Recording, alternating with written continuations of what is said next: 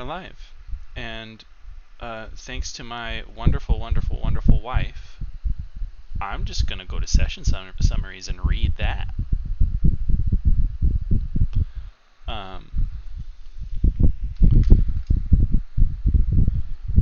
First, I need to get the Twitch chat up on my phone. You know, honestly, I'm not even using the screen. I'm just going to, we won't pop it up over there. I'll just see myself twice. Life is tragic. And I hate it. I hate it. I hate seeing myself once. I love to see toys. Okay, so last time the party gave their report to Zerka on the Light Hands. They knocked on Zerka's door at not an early hour for Zerka, only to have her not respond immediately. Didn't find out what exactly was going on. Henry led the report and told about Vist being a jailman for the Light Hands. Zerka asked how he knew. He would not tell. Zerka isn't fully invested into taking down the entirety of the Light Hands, just getting the two people that that escaped from the attack on the execution. Henry also let Zerka know that there was some people sneaking other people out of the city. Zerka was a little surprised, to say the least. She gave no indications that she would be stopping or doing anything about that. Ren has a conversation with Barnabas, asks about Call and their inquisitions from the previous session. Barnabas is perfectly is not mad at Call. Barnabas knew what the metal disc that was seen at the in the rent district. He knew what it was. Gave a little bit of info on that. And then Ren asked about learning protection magic and was directed to Praetor Paramount Tara. Call went looking for our young tiefling friend, and after searching for a while couldn't find her, but noticed a dwarven woman and a taller woman watching around frequently. And then after a good while searching and realizing that Mr. Petal, who owns the rent houses that the battle was fought at, seems to be improving the area, Call did find Kina. They had a nice little where we come from conversation. And it seems that Kina maybe trusts Call a little bit. Which, if anybody at home doesn't know who Kina is, that is the accidentally revealed name of the tiefling girl. While Call is out, Ren and Henry go to the Half-a-Mug. They see 3 of the common folks that have been seen every time they've gone to the Half-a-Mug. In the half-elven woman fiddling with things, and an Air Janazi, as well as, of course, the barkeeper, the half-orc barkeeper, and the gnomish waitress feels like a wrong word for her because she's more talented than just a waitress. Barkeeper was still a little suspect of Henry. And then, upon leaving, Ren happens to spot their quarry on a very good perception roll, follows her while after turning invisible, only to find out that their quarry is in fact Miss Erin, who is a shapeshifter of some kind. And we find out that she is both, or all in one, the woman present at the execution, Miss Erin in the Half-a-Mug, and also the dwarven woman that Call has spotted following them around a few times. Just to mention the ones that are confirmed. But it's always possible that she's also literally every other person in Storgard. And yeah, that about wraps up the summary. So let's go ahead and hop in. I believe we cut off with Ren using his masquerade tattoo to escape back to the upper keep.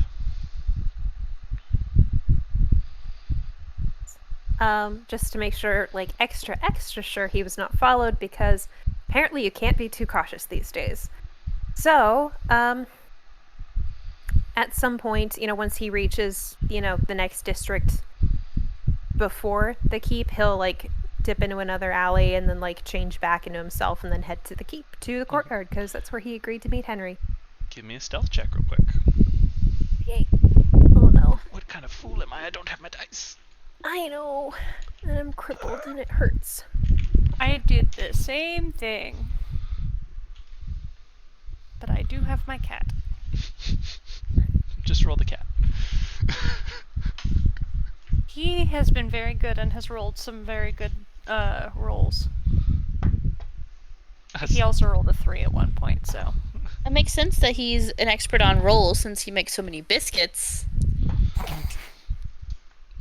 Boo. Boo. That was bad, and I respect you. Thanks. Well, Ren did a nat 1. He's fine. He's fine. Ren knocks over some boxes in an alley. Cool. Anyway, no one jumps you in said alley, and you do make it back to the courtyard where Henry is waiting. Nice. Ren looks frustrated as he goes up to Henry. Just, his usual kind of like calm self, but just a little bit like annoyed at something. So yeah, I think first he'll ask Henry, have you been waiting here long? Well, no, not long at all. Are you okay? Yeah, everything's fine. I thought I saw something and it turned out to be nothing. I just kind of wandered around the alleys for a while and I got excited. I thought we had a lead and it just wasn't there. So. Oh, I'm sorry. That's fine. I think we'll have to think of some other way to go about surveillance on the Half-a-Mug. Because I really feel like they're on to us. They're definitely on to Call. I don't think it's safe for us to go back there directly. Yeah, I'm thinking the same. It just felt off, Yeah.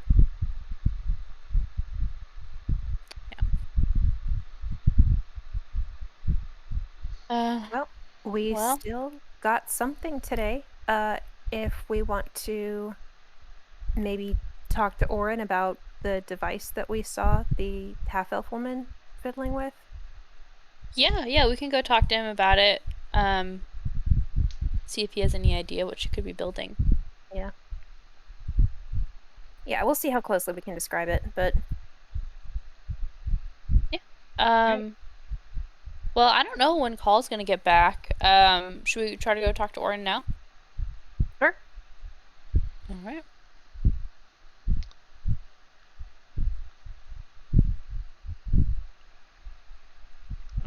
Okay. So we go to the library. Alrighty. Give me a perception check, please, each of you. The 9. 6. All right. Y'all get to the library. There are books. Hmm. I'm kidding a little bit. Oren is never hard to find in the library because he learned his way around very quickly and therefore is never wandering through the shelves for very long. So, yeah, he's just sitting at a table, his normal configuration, stack of books on the right, stack of books on the left, 2 open in front of him. Okay. Good afternoon, Oren. How are you? He looks up to see y'all and just beams a little bit, and he says, "Oh, I'm very happy," gesturing at his books. What are you reading today? Oh, well, I'm actually... This is mostly just for fun. I'm reading what I can of histories. Oh, well, I'm glad that you're able to do some leisure reading. Though I know you enjoy all the reading you do. What kind of histories? What I can get from the other areas of the country. There's not a lot, but there are some Katugran histories. So And remind me, is Oren from Katugar? I don't remember where he's yes, from. Okay. yes.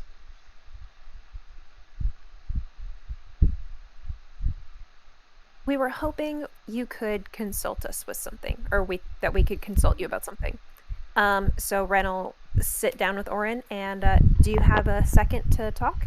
Of course. Okay. We were curious about a device that we've seen. And I think we'll be okay talking about this. Jenny is trying to decide whether the library is safe to talk in or not. We're keeping our voices low, and it's going to be kind of as vague as we can, I guess. As vague as we can, but then like as specific as we can with like the details of like the device that we saw the woman working on. Ren's not going to say where they saw it or who was working on it, but like hypothetically, if you saw something that was kind of in this configuration, what would your guess be as to its purpose? Give me a...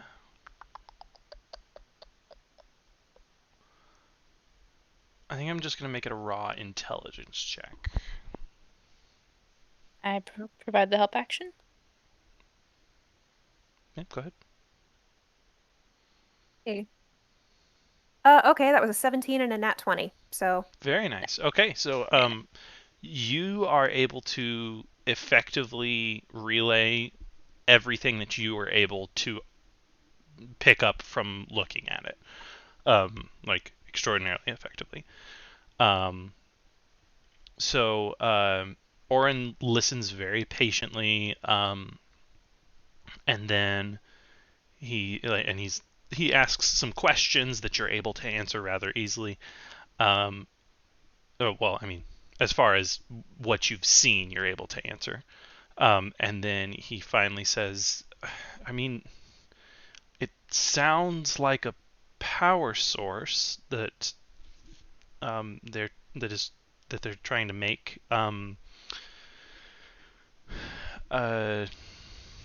mean, there's not a whole lot I can tell you without knowing the exact composition of the metals and pieces being used to make it, and honestly, without it would be very difficult to determine to what ends they're trying to make it without, like, if I knew what ends they were trying to make, then I could probably tell you what they're trying to do with the power source, but it's kind of like working backwards.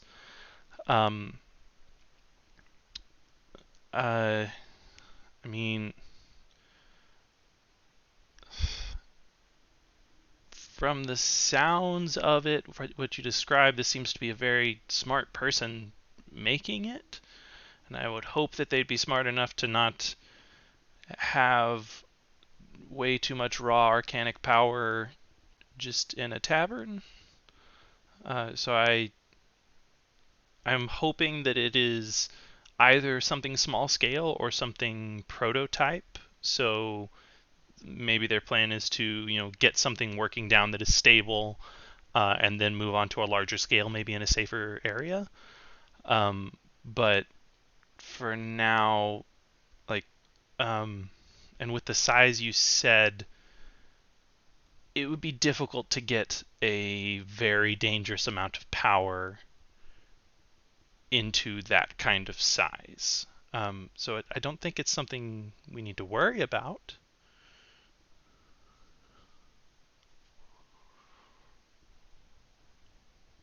Wonderful. Thank you very much. And I think Ren will be happy to just stay and talk with Orin a little bit longer and, catch up and see how his classes are going and stuff. His classes are going well.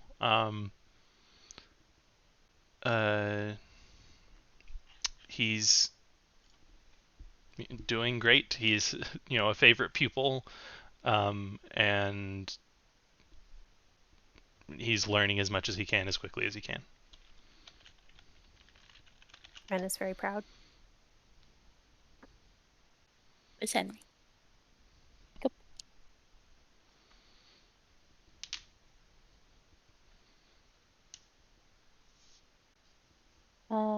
I guess after we talk for a while, Henry will say, should we go see if Call is back? Yeah. I don't know when they plan to be back. So let's... Had we planned to meet up anywhere when Call got back? We could Okay. go check the barracks, maybe. We could see Truffle. Yeah. Okay. Let's see Truffle.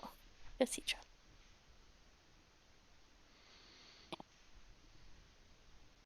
Cool. We head to the barracks. Alrighty. Roughly how long would y'all have stayed to chat with Orin, do you think? Probably a 30 little less than an minutes. hour. Yeah. Okay. In that case, I will say that Call is at the barracks when y'all arrive.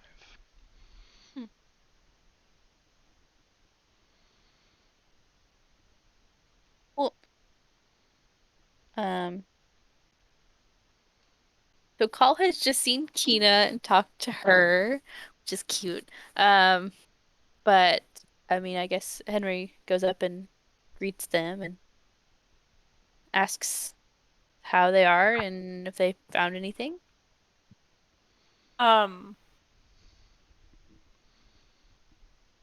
So, Ben, who's in the room?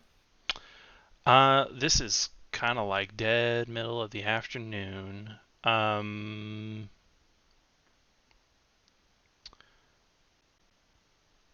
Just Jax. What's Jax up to? Very. He is attempting to compose a sad song, and although he is an extraordinary musician, things don't seem to be going well. Excellent. Henry starts humming kind of under his breath the tune that Jax is playing. It's a little difficult to hum, and make a, we're gonna say, performance check. Just because Love it. that's the vein of thinking that we should have. 18. As you're trying to hum along with it, you realize that he is trying to use an absurd time signature, and that's kind of why things are going poorly for him.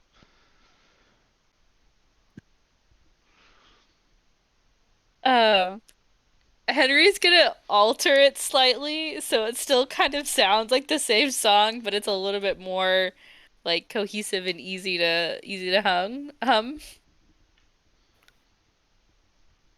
You try. Just while they're talking, nothing like crazy loud or anything. Okay.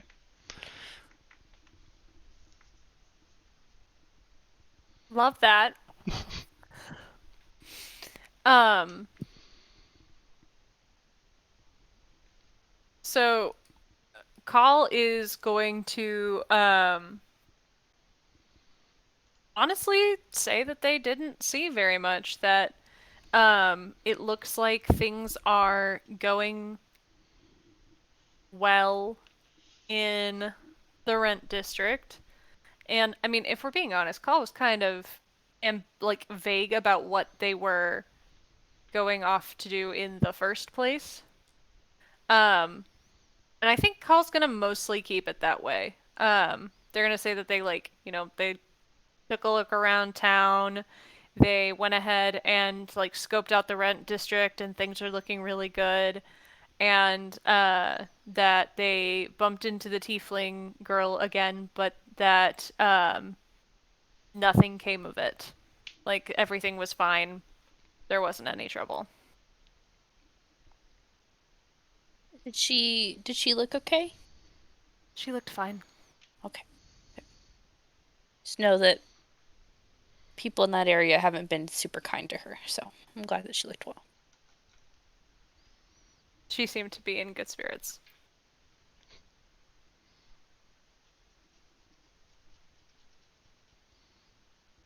Ren is Um, sitting down and playing with Truffle. Good. I'm glad that is articulated. It should be. it should be. Um, so I think Henry's gonna do an insight check on Call.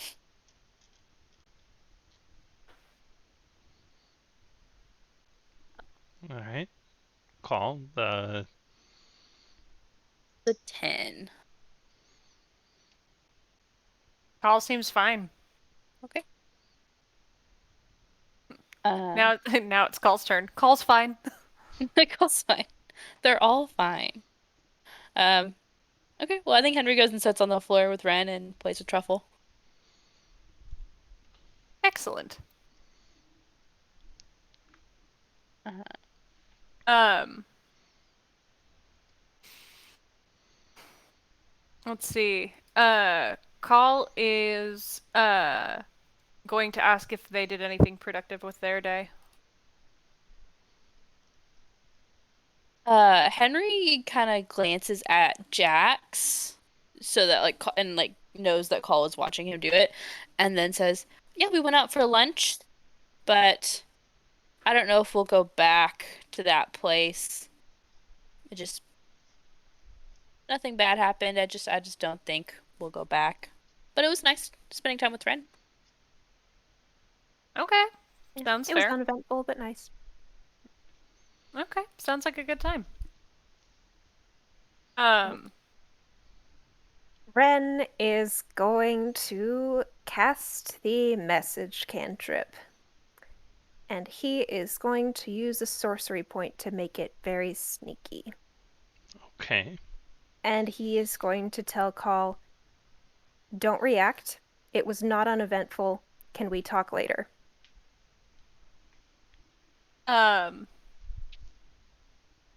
Call is going to kind of like duck their head down while they're tucking their hair behind their ear and then lift their head back up again to kind of like approximate a nod. Not the way I did it because I don't have hair and I've got earphones, so I couldn't like mimic it very well. But that's essentially what is going to happen. I do like a perception check to see if I notice any of this You can going give on. a perception check, but Call there's nothing to see from Ren because subtle spell means that there were no verbal or somatic components to that spell. And Better do insight then. well, you can make perception against Call's stealth because Call actually did something.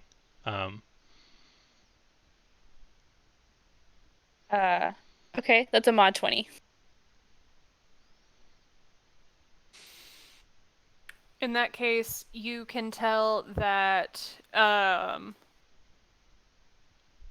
Call is reacting but you can't tell for what purpose. That, like, something has either occurred to Call, or they've noticed something that you haven't, but also given Call's perception, that is a possibility. I will let you do insight off of that, though. Okay. Yeah, I can't have that many good rolls. 11. So would Call need to do a deception check then for that? For brushing their Yeah. hair behind their ear? Deception with advantage because there's not much going on there. Okay. They brush their hair behind their ear. Yeah, but so because Henry got enough perception to pick up something's going on, and then he's like looking closer to try and figure something out. That's why you're getting advantage, because you did just brush your hair behind your ear.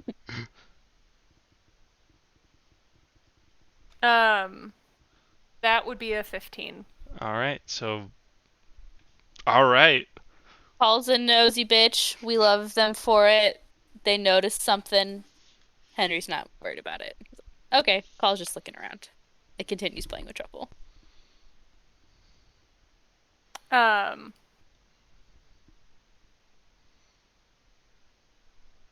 Because one of the things that that Call doesn't know about magic is whether or not Call can be heard very often in response. Call can assume things, but Call sometimes does not remember these things. Because Call does not know much about magic. But yeah, so Call is going to at some point suggest that we take Truffle out for a bit of exercise. All right, Let's do that. go run your bunny. Perception check to see if there's anyone out by the training field. Sure, go ahead. Hey, are the others in the dozen still not back? Nope. They left after y'all to a place further away than y'all. That is a 16. The courtyard. Oh, sorry, that was a 16 before I added a 10, so that is a 26.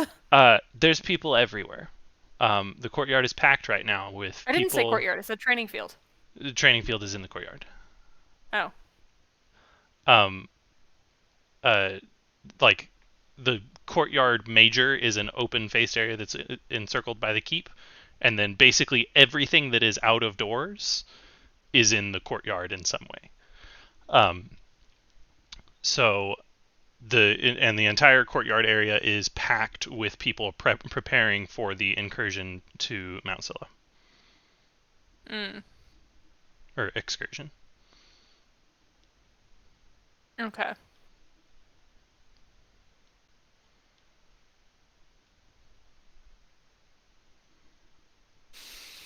Never mind then. All right. How long are y'all gonna? We're getting to kind of late afternoon at this point. How long are y'all gonna stay outside with Truffle? Probably not that long. Okay. I think Henry will ask Call while they're out there. We'll mention that the air genasi in the tavern. So he'll like be talking quietly and say, at lunch there was a person that I'm curious if you would recognize their clothing from your background, and starts describing what the air genasi wears, just to kind of jog their memory and be like, is that anything like what monks would wear from your experience? So monk as a class and monk as a person who stays in a monastery are not one and the same. So talking to Call here, what that Air Genasi was wearing would have been insane to see in your monastery. Call is just gonna be like, doesn't sound familiar to me. Okay, just wanted to ask. Sorry, can't be of more help.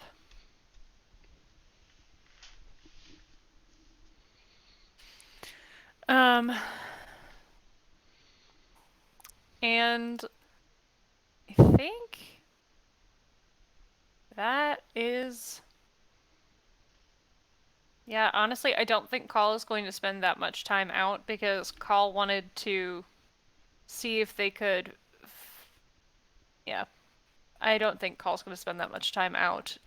Probably will suggest we take Truffle back in before terribly long. Yeah. And then I think Ren might head back to the tower pretty soon. Like,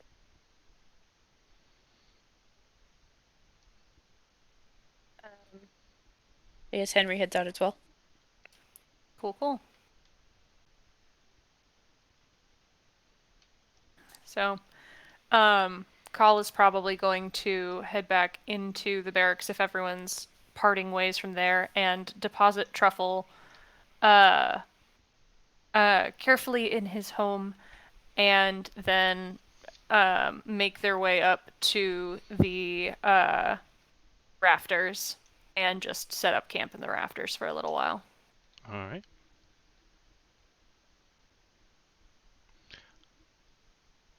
Give me a perception check real quick. Okay. You're not the only person who likes the rafters in the barracks. 18. Okay. Yeah, you don't notice anything out of the ordinary up there. Okay.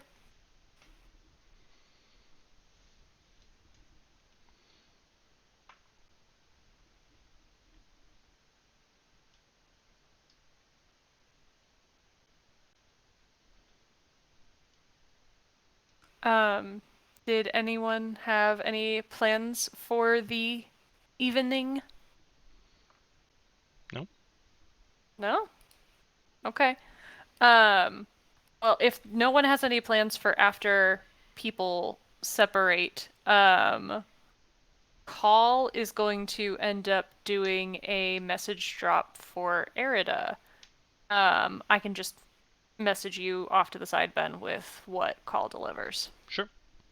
But that usually happens closer to like midnight. Yeah. So, if anyone has anything that happens before that, I mean, Henry does sending in the evening. Okay. And it should already be in our D&D It chat. is, but actually, before that would happen, a little bit after the evening meal,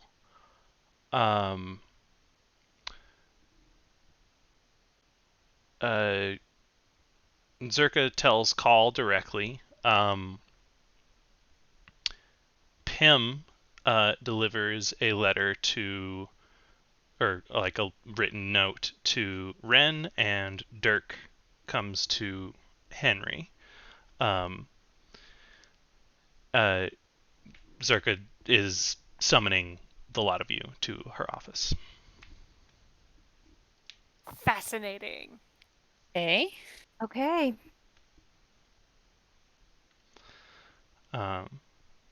So, I'm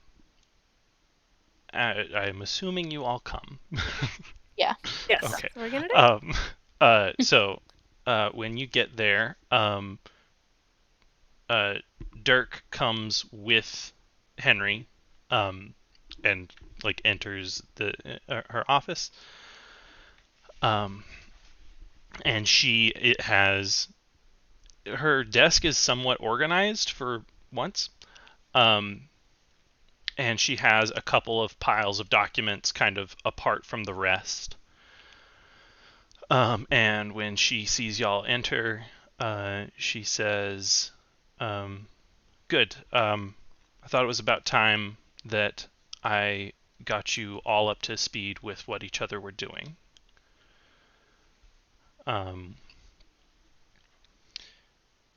So we'll have Dirk go first, as his is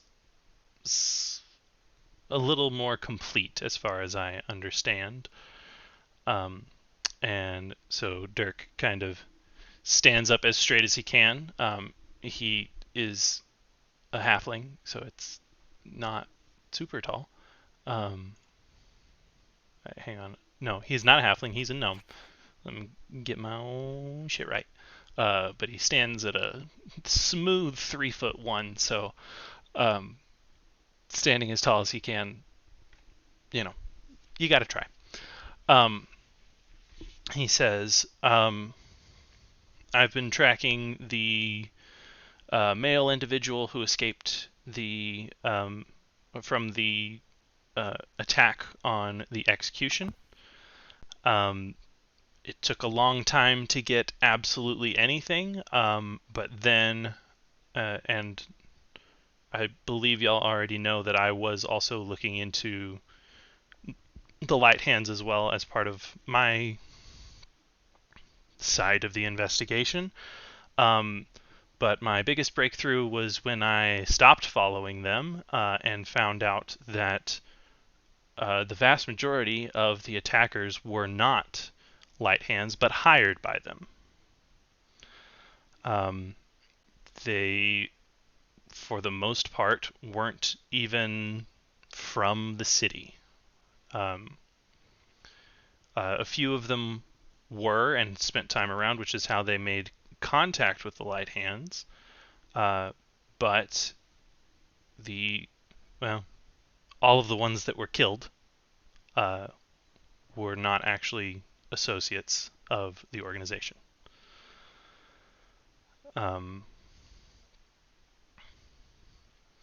Other than that, the one that I've been following, I'm narrowing in on rather handily, and I think I should get an exact location by tomorrow.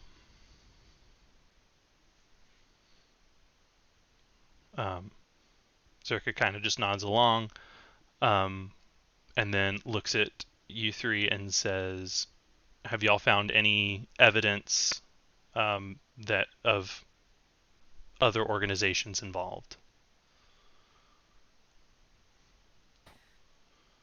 Paul's gonna do a quick glance at the other two to see if they have any changing expression to that. So if they know anything that Call doesn't, and assuming not, Call is going to say, we have no evidence of that.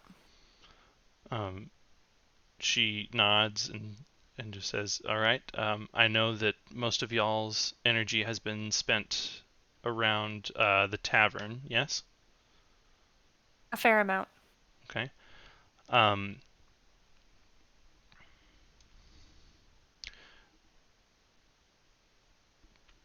The individual who, was most seen was the woman who escaped across the rooftops. I don't think that Ander will be happy with only catching the man. So have y'all gotten any closer to finding her specifically? No, ma'am. And again, Ren is going to cast message with subtle spell to tell Zerka, I'm lying. I need to talk to you later. Okay. Well, I'm gonna. That's surprising information, so I'm gonna have Zerka roll stealth. If I can remember where her damn dice are. The baby ones. Baby They might. dice. I think Wait, I no, they're put in them the- in a jar. You put them No, in. I think they're either in a jar or if you're looking at your desk, they're on the left. Yeah, I think there you they have are. some They were- tubes hiding underneath things. Yeah, they were tucked away.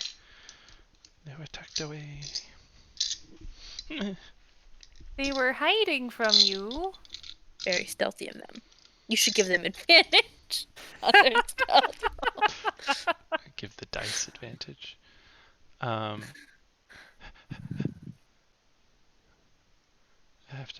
I don't have her modifier memorized. Get fucked.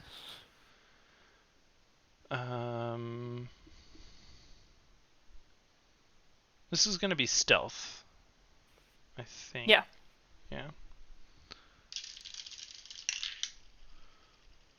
I don't know. But it is gonna beat Henry's passive perception. Although Call notices that Zerka reacts to something. Because 25 passive perception is fucking ridiculous. Um, And Like- Henry's not like looking either. Henry so he has wouldn't. no reason to be looking, so. Yeah. I'm really sorry, Henry. I'm personally offended at this. I'm so sorry. No, I'm just really curious to see what plays out. I'm very intrigued. All right. Um,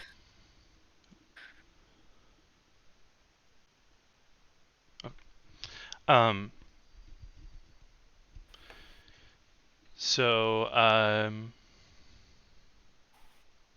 y'all did report to her this morning, so there's not a whole lot more. She does go over a little bit of what y'all have reported to her, to explain it to Dirk. It's a little bit more concise than y'all have reported, because she's like cutting shit out and making connections for Dirk in the investigation that he's already done. And then so she kind of nods at all of you and says, "Dirk, you're dismissed." He turns around and leaves. And then this is not something hidden, so everyone would notice that Zerka spends a second looking at Ren, and then like across the three of you, and says, "The information that certain individuals are being secreted out of the city was surprising to me.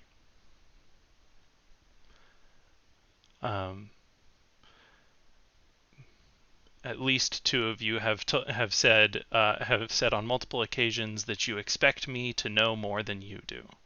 And while I might know more than you do, it doesn't mean I know everything you know. I would be pretty shitty at my job if I didn't talk to people that knew things that I didn't know myself.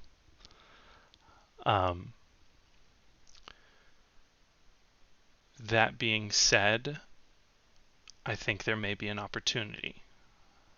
With this, she gives Henry a kind of long stare, and says, "Perhaps a way to better circumstances without going so drastic as spilling blood." Okay, insight check on that. What? Okay. Same. God. That's a mod 20. Uh, Spilling blood. Does she? Henry's immediately like, he's trying to keep cool, but he's like, does she know about the coup? Like, what does she mean spilling blood? Mod 20 insight. Zerka knows that you have talked about a coup. Call only got a 12. What did Call get from that? Not much. Zerka is not. I mean, here, I'll roll deception. I'll be. Fuck, that's a shit roll. Why did I? Oh man. Why did you do that? Wow. That was absolute shit. That was a 9. So yeah, she's also not doing a great fucking job of hiding it. But you know, it was a heavy-handed statement to begin with. By the way, I just rolled a deception check to see like how well Henry can like keep from reacting. Nat 1, so he is like terrified. He is fucking terrified, and everyone can see it. She You hear a little bit of rattling from his armor. Him shaking in his boots. Not really, but to paint the Okay, but picture. I love that image. Yeah. she continues. There is a council of power in this county. Obviously, Count Ander sits at the head of that council. But there are shit I should have counted beforehand. There are 8 individuals other than Ander himself who have a say in what happens. Without going into a government lesson on all of you, basically, just to be put simply, right now, this county is a very centralized government. Ander himself holds the majority of power in these lands. There are examples and precedents in other duchies and counties of this country where, in some cases, the count is but a figurehead who holds no real power.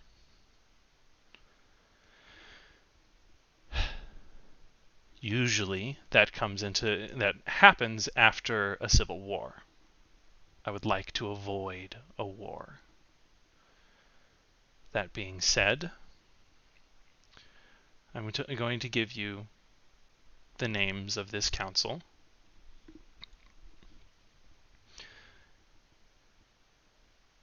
I will be doing my best as well to convince them that action needs to be taken. If we can dilute Ander's power, then many of these issues go away. She once again pointedly looks at Henry and says, the main issue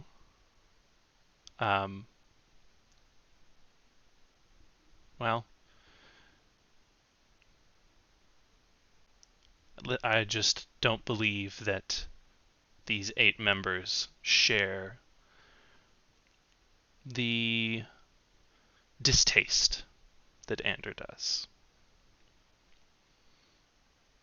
So, that to say, I suggest you perform favors and lean in whatever ways you can on the following: the 3 Lords Commander, a dwarven man named Farid Kintar, the steward. You put that in the I will copy and paste the list in a Thank you. moment. Sir Havish Laurel, the Lady Ocorant, Carda, and the Captain of the City Guard, Captain Ryan. For those at home, there are 2 members of House Rhine on this list, one being Lord Commander Rhine, the other being Captain Garrett Rhine.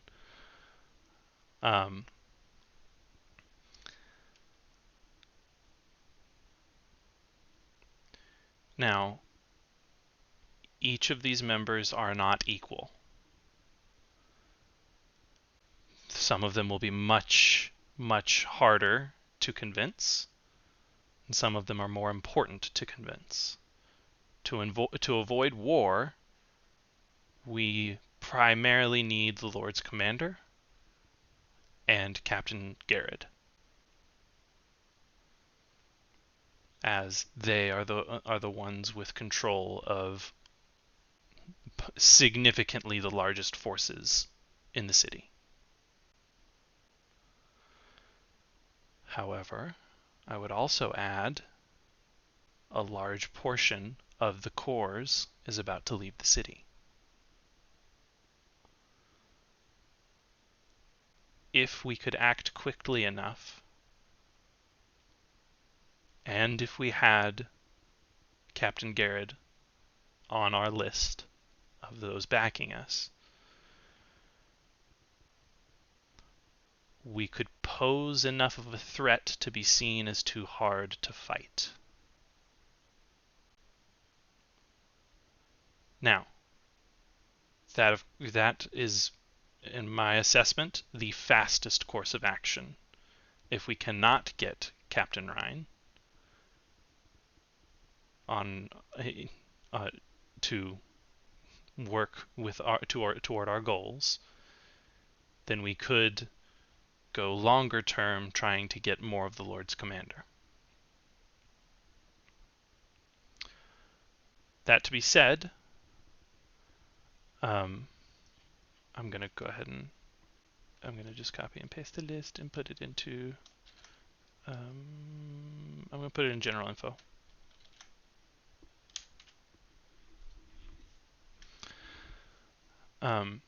I will say you have seen all of these people, but they haven't been, like, you've never interacted with them. Farid Kintar is the steward. Sir Havish Laurel is the sentinel. And the Lady O'Corrent is the chancellor. They're all very important people, but those three don't control any armies.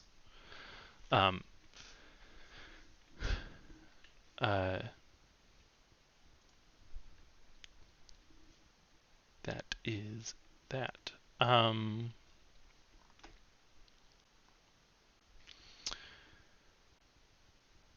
She is going to stop and wait for a reaction. Yeah, can I get an insight check on both Ren and Call, please? Certainly, if you want to know how they're taking this. Yeah. That's an 11. For whom? 2 checks. 11 for Call, 16 for Ren, and 9 for Zerka. I will say Zerka's doesn't look like she's trying to hide anything, but also you rolled a 9, so you wouldn't really be able to tell if she was. Call, are you going to roll deception to try and hide your reaction, or do you want to just give Henry what a 16 would give him? It was an 11. 11 on you. Sorry, I said Call, didn't I? Ren. You did. Ren is not really trying to hide anything. He's just kind of in his, like, polite, we're taking news now kind of thing. He looks excited. He's very composed, but, like, he's very excited about this.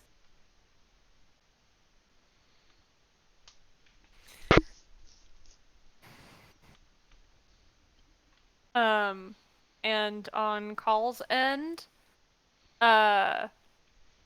what Henry is getting from that is basically that Call is not upset by this information, but does have a lot of questions.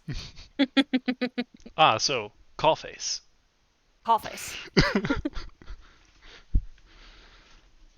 Ren's fine, Call has questions. All right.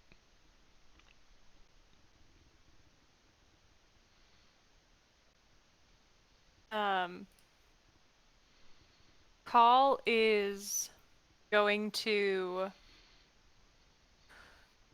Call's going to take a moment to process. And then say, okay, Ben, which people did Zerka just say that we needed to prioritize? Since the Lord's Commander are doing their thing. So I sent the whole list in general info. Yes. Her, like, quick action plan was, anyone you can get, obviously, but focus on Captain Garrett Ryan, because when the corps send out a large number of their, a large percentage of their number to Mount Scylla to fight the Draconians, suddenly the largest force in the city will be the city guard. Gotcha. Okay.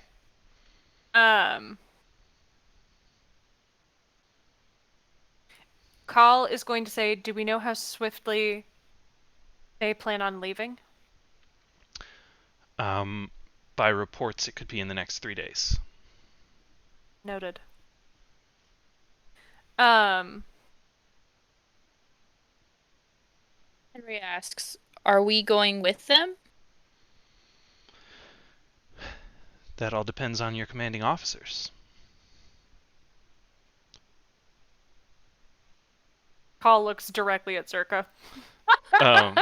And she kind of makes a face and says, currently the 3 of you are all under my command, while you are on a job for me.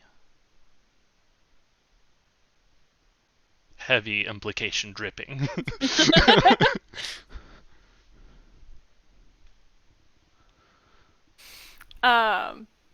Call's just gonna nod and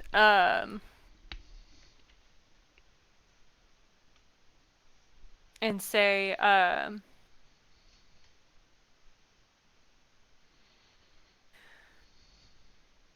do you have any insights on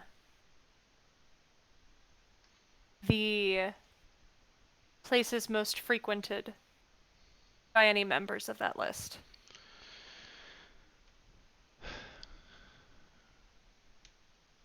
Carta does not leave her rooms often. That being said, it's not impossible to get a meeting with her. Just going at this in an absolutely random order. I believe you all know how to get a hold of Captain Garrett.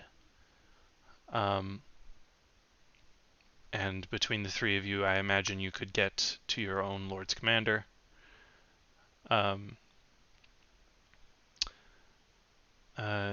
The steward, Master Kintar, is known to frequent very expensive taverns and spend almost nothing. Sir Havish is typically somewhere swinging a sword. And the Lady Ocorant is often found at slightly less fancy taverns, spending a lot.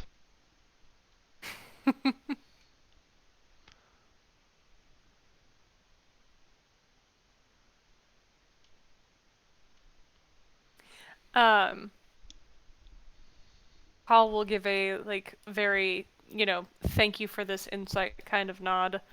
And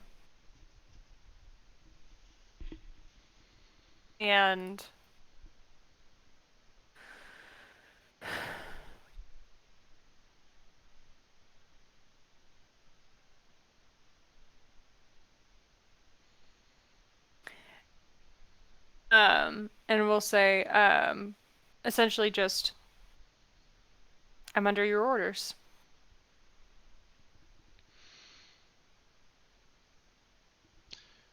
Call, you know that I trust my dozen. That being said, I am leaving this to the 3 of you. Were the others to return, I might add some. And I might give Endarion some tasks, but he will not be privy to all of this information. Understood.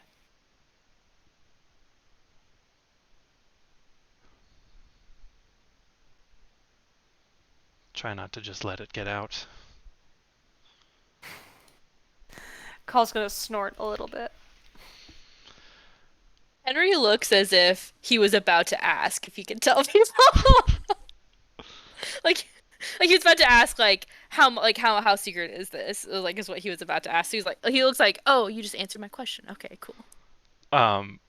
She like fully understands that like that's what's going on, and then she's gonna like give you like a hard look and be like, and she's going to say, if this plot gets out, our heads will be on spikes. At that, Henry looks at Colin Wren and says, "Are y'all okay with this?" Out loud?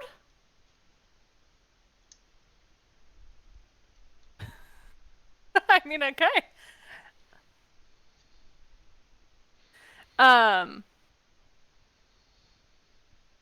Carl's gonna look at Henry and say,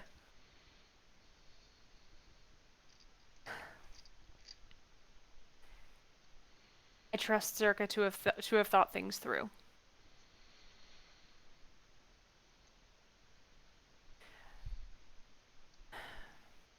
I am not opposed to positive change.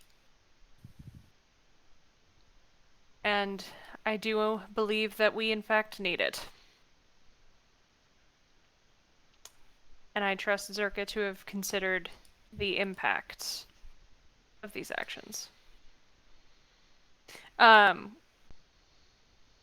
meant that, but Paul is also going to kind of like glance back at Zerka to, like, as they're saying that. Not in like a, oh, are you watching me? But just glancing. So, I'm gonna do a perception check on that. Oh, I got a low roll. Dessa 15. So low. Um, uh, Zerka does not look like angry or upset at Henry's question in any way. Like, honestly, if anything, she looks a little relieved that it's been said out loud. Okay.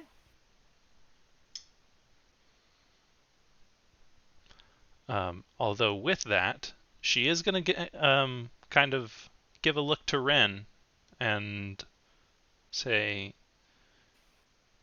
not that it isn't normal, but you've been quiet.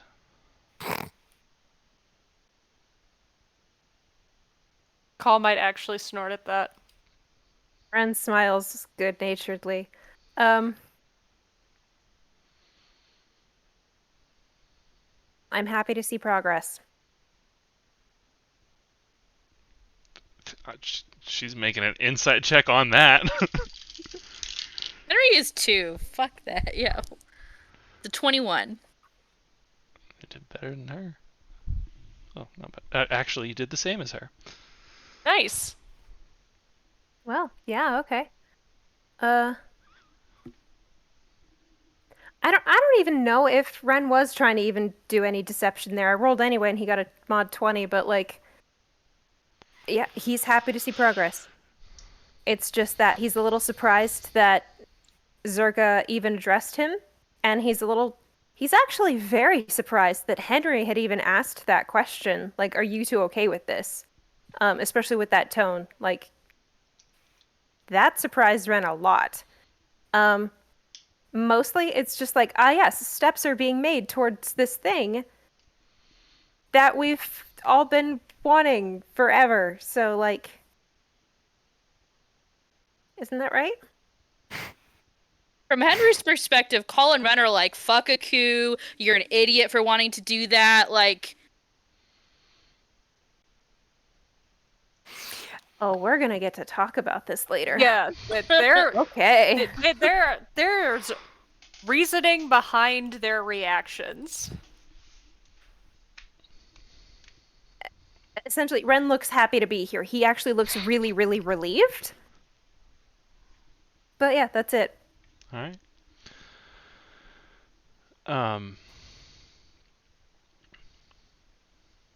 Well. I think Henry kind of nods at Ren and looks at Zerka and says, like he is obviously like thinking about what to say, and kind of a pregnant pause and says,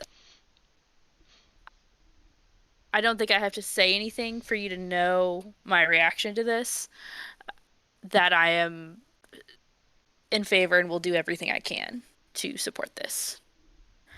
And then gives a pretty deep bow, even for like, she is a commanding officer, like gives a deeper bow than what is necessary for this circumstance and says, thank you.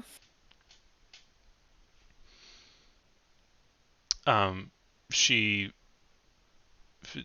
You've seen her enough to know that she is not really a bow person, but she does incline her head to you.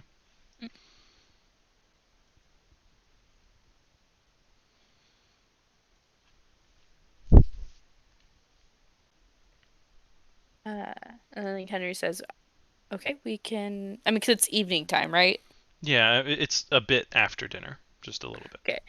Henry says, okay, we'll start tomorrow morning. She just nods and good luck. We'll take it.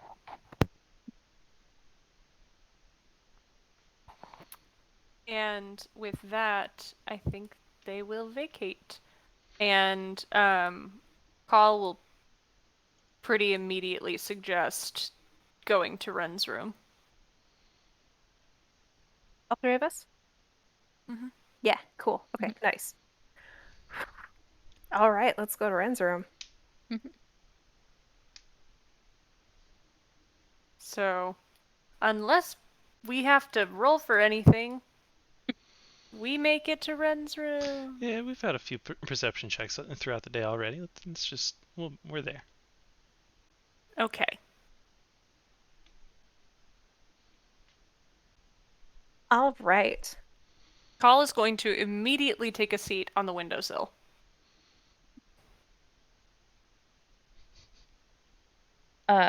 Where's Pierre? Pierre had been on the desk, looking out the window. Gets very excited to see both Henry and Call, and is looking between both of them expectantly for attention. So, Aww. Okay, I'm going to see if Call notices that. Henry immediately goes up to Pierre, Oh yeah, Call absolutely notices. picks up Pierre, and brings her over to Call so that they can both shower her in affection. was a happy weasel. She's so little. She's so little. So small.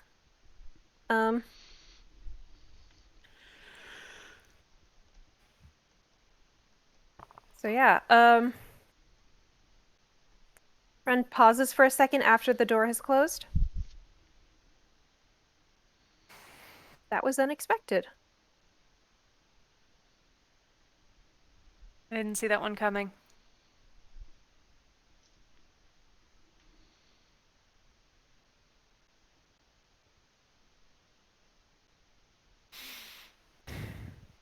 How do you feel about it? Extremely relieved. Yeah? Why? Henry, like, is just like playing with Pierre and not looking at either of them. Insight check to see if that's an avoidant not looking. That would be a 15. It's definitely an avoidant not looking.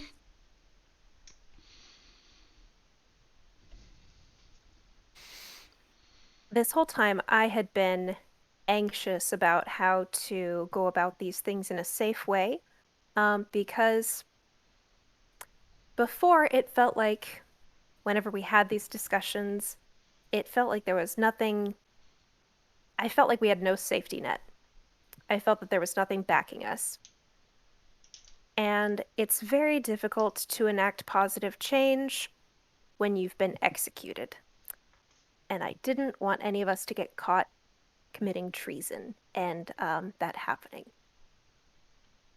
And now I feel like we have some direction with someone who knows what they're doing. I feel hopeful.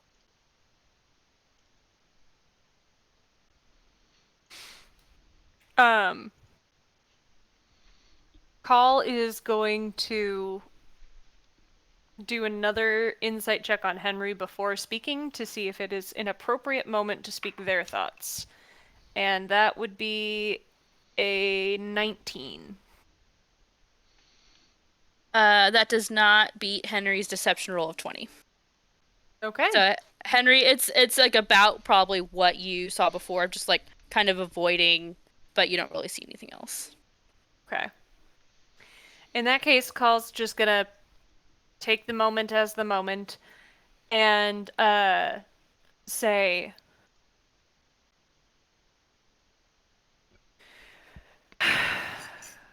to be frank, Henry, you and I have not seen eye to eye on this in some time. I am not opposed to change, and I am not opposed to the kind of change that has been suggested. What I am opposed to is change that does not think about the long term and the ramifications of those actions on the people who are most disadvantaged. And the people that Paul is still trying to pick their words carefully. The allies of the past and some recent decisions have felt short-sighted and perhaps dangerous from someone who is not in a position to know the ins and outs of the city's government as intimately as someone like Zerka has. Zerka has been spending years working on a plan, or not years working on a plan, but Zerka has spent years getting to know the city and how the city operates. I trust Zerka to have considered the ramifications of those actions, especially considering the company she keeps. And I trust that if she is putting through a request, it is something that considers the impact of said request in the long term, which has been my biggest problem thus far.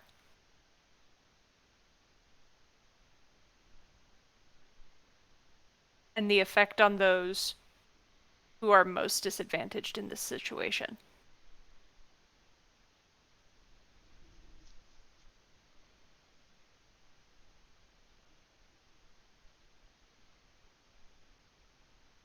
Henry nods at that, and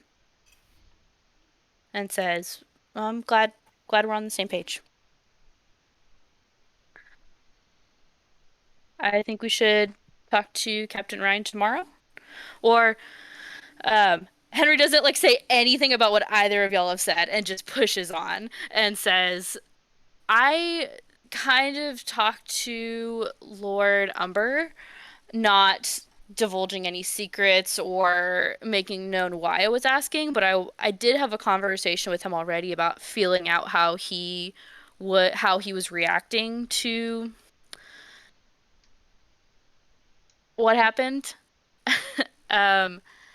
And he didn't give off really any thoughts one way or the other. So now that we have this knowledge that the Lords Commander have sway, what would y'all think about going back? I would be going back and y'all going to your Lords Commander, and I don't know. Like, should we pursue that avenue at all, or do you think we should just focus on Captain Ryan, do y'all think? I think prioritize Ryan. But if we're careful, it couldn't hurt At least trying to nudge a few other people. I think nudging a few other people would be useful. I worry about going in groups. I fear that that would send the wrong tone and tie too many people together should someone decide they disagree. I think going as individuals will be safest as a whole. And I think within the next 3 days, I wonder if we should focus our attention on people like the Lord's Commander, because they are the people who are going to leave soonest. While I agree that Captain Ryan is kind of a linchpin in this situation, he is less time sensitive. Sorry. Hello, cat. I'm getting yelled at. I don't know if you could Dirk hear him is through there? the mic. Racist. Racist motherfucker! I'm sorry. It does. Racism! I'm so racist against fantasy races. Like, it's bad. Yes, Ren can the attest. player of Henry! I know. It's just like autofill in my brain of like, Barnabas is a horse, Zerk is a cat. Like, I don't know why. It's ridiculous. How dare you? Henry would never. Henry I would know, never. that's what I It's keep just thinking. me. That's what I keep thinking. I'm like, Henry wouldn't do this. This is a real flip of the old the old stereotype of people being like, "Oh well, my character's a racist. I'm not." I love this. Okay, but does anyone have a response to Call's statement? Yeah. Henry's nodding along as you're talking and is like, I think that's a really good point. I think since Captain Ryan's such a linchpin, so I agree that we should go into individuals. I think that each of us should go to our Lord's Commander. We should decide if we kind of want to cycle through with Captain Ryan or if we just want one person to go. I think we should visit him at least once, maybe tomorrow, to kind of set a precedent, and then focus on the Lord's Commander in the next 3 days, and then when they leave, like at least we've started at least a little bit with Captain Ryan. But you're right, and I totally agree.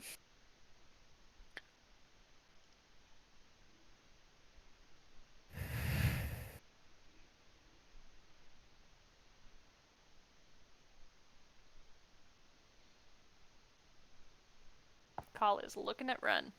So is Henry. Danny missed some of that. I'm so sorry. How dare you? No. We were talking about, or Call mentioned that it would be safest to visit all of the people individually, and so that we don't go as a group and look suspicious. Similar to how Dirk was kept separate from us. And they also said that the next 3 days should be spent on the Lord's Commander, since their influence is important right now. We're able to get it where Captain Ryan is not time sensitive.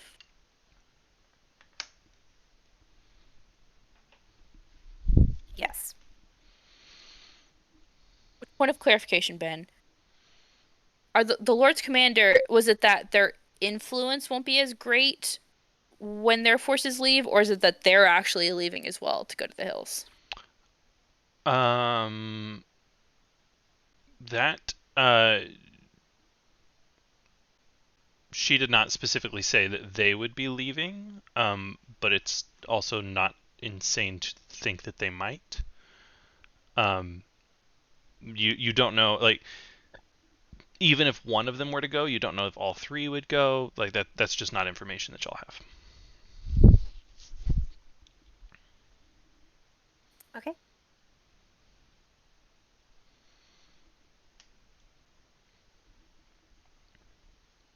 We should probably still try and talk to each of them, though. So Mm-hmm. I think we've prioritized it right.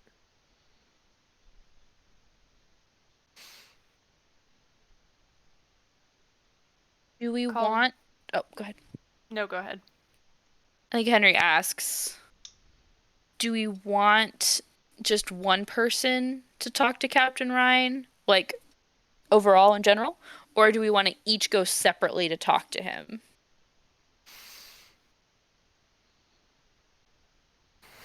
Maybe I think we one. should. Maybe one of us goes first, and we see if we need to follow up with somebody else. Yep.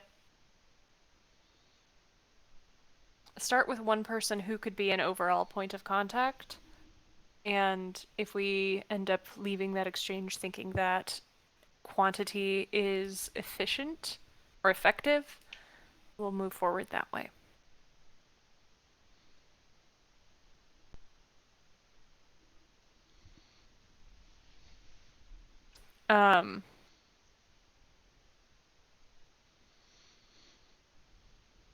At that point,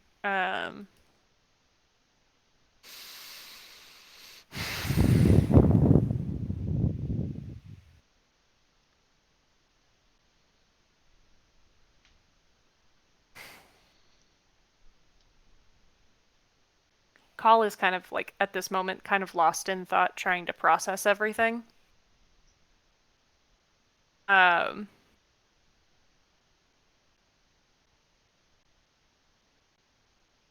And is going to say, we need to make sure that our messaging is correct.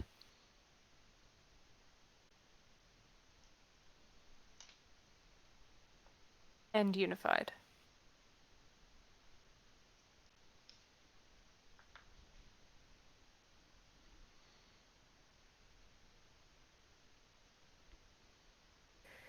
Each of these conversations needs to go very well. What do we want to prioritize? What's our framework that we're working with?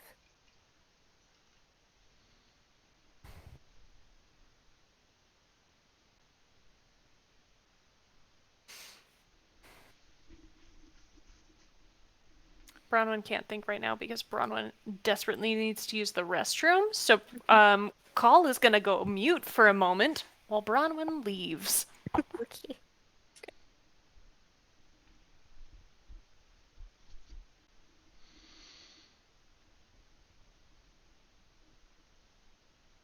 Henry, we love you, and I'm sorry everyone's bullying you.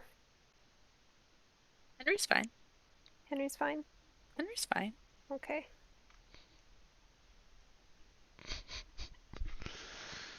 Oof.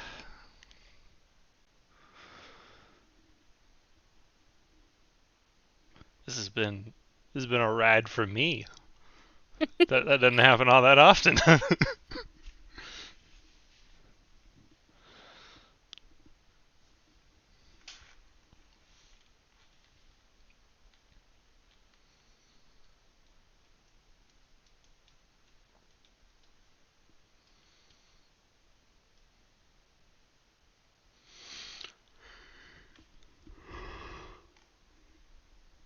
Something I wish this is Asher talking. Something I wish we would have asked Circa is how many people know about this secret council? Like, how secret is this council? She never said it was secret. Then how did we not know about it? I said you've seen these people before. You would know of their station. But to know that they're a council? Yeah, it's just Anders' counsel. Like, they give him counsel. Oh, okay. I read that as a much more not the Illuminati, just a like advisors with fancier title than advisor. So like what we were watching the other night. Yeah. Oh, okay. Except makes that more sense. that is based in historical. I wasn't trying to hide what we were watching. I just could not, for the life of me, remember what it's called. Hot D. Hot D. House of the Dragon. It's the Game of The Thrones, Game of Thrones show. prequel show. Yeah, the they call it the small council, but that's like the small council is technically just like for the king. Like not every lord had one, but historically, like a count and a duke would have a collection of advisors that like you have your chancellor, your marshal, your steward, things like that. Ronwin, in case you thought like I did, it's not like this is a secret council. It's not that it's a secret that these people have power. It's just his council. I thought there was like an extra layer on top of what their regular duties were for some reason, and I was really confused. Maybe I'm just dumb. Are you muted in some way? I can't hear you, Bronwyn. I can't hear you. Something get jostled.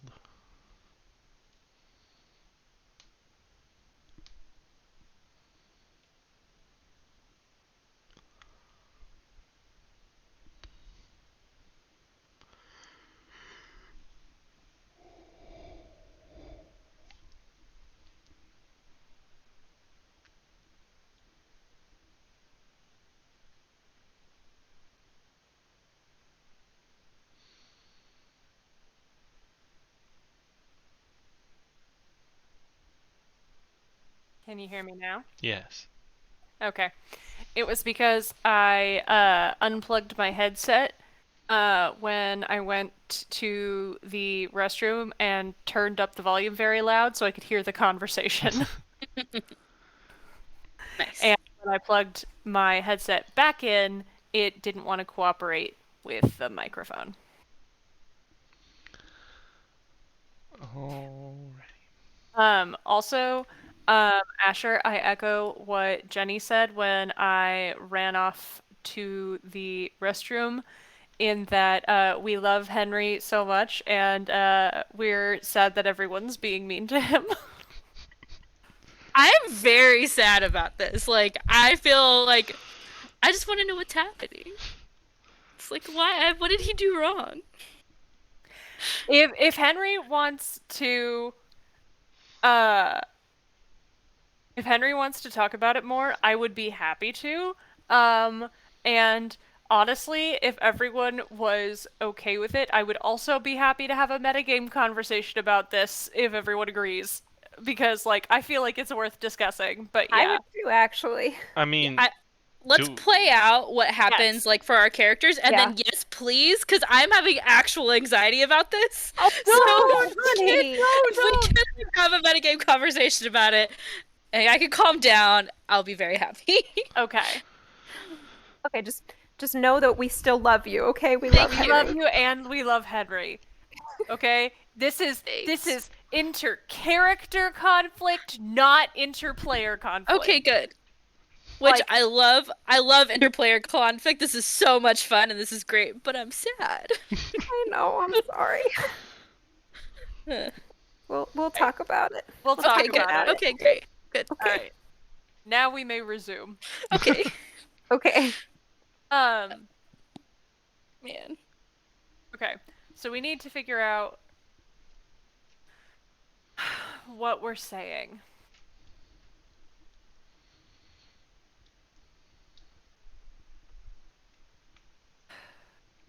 And how we want to say it.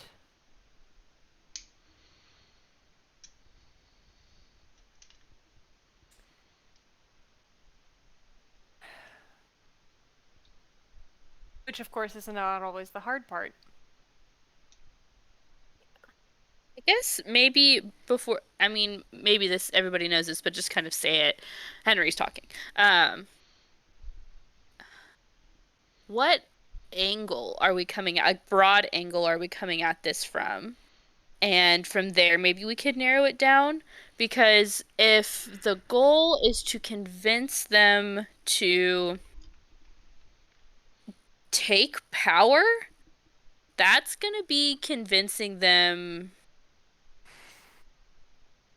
Like, should we start with that? Maybe, like, if we get a feel for how ambitious they are, we could go with that? Or would we go from an angle of, like, I don't know. Any way we cut it, it's treason. So I don't know how we're gonna talk about it. Maybe more towards the angle of what's good for the city itself. Because one reservation that I've had about taking matters into our own hands and making my own big decisions for an entire city that I haven't lived in for more than a year is just that. I can't speak for the people here. These are people in positions of authority who actually know the city better than me. And so I'd hope that they would know what's better for the people of the city. Does that make sense? Mm-hmm. Yeah. I think one of the things that could help us is coming at it from a place of questions first. Trying to figure out where they stand in terms of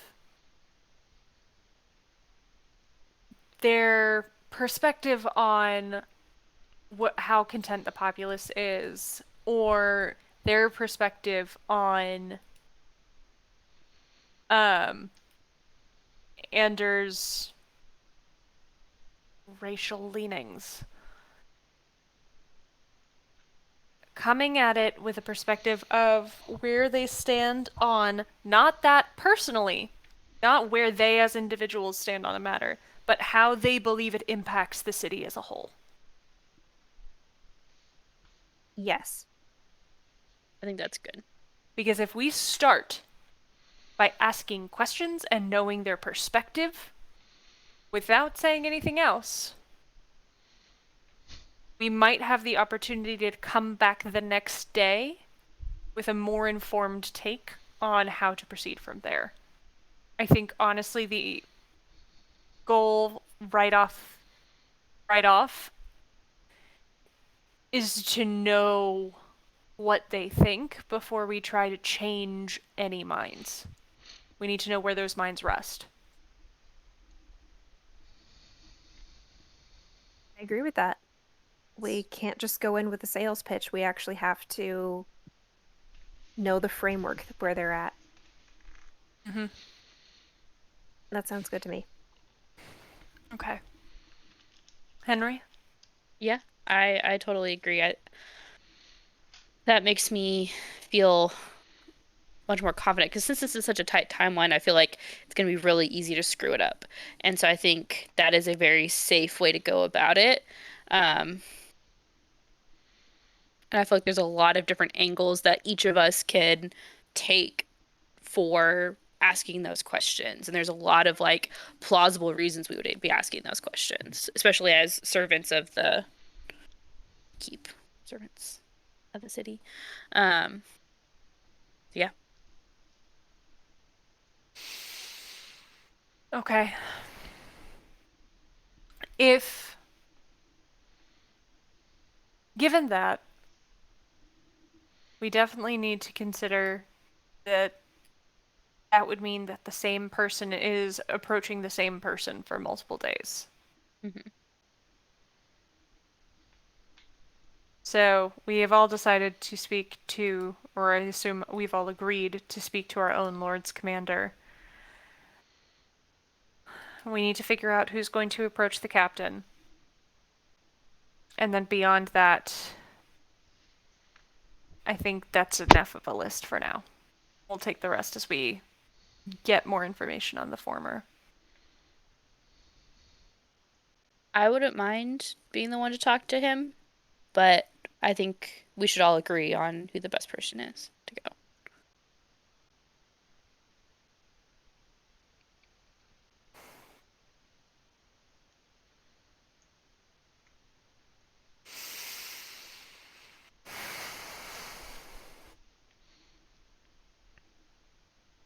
Henry's not Henry. I was thinking about Henry, but Call is thinking very deeply.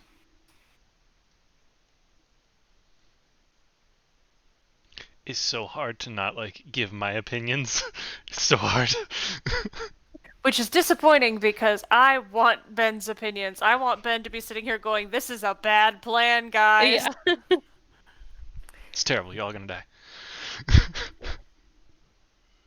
The heads on spikes was foreshadowing for what's happening tomorrow. Ugh. They're sick of us.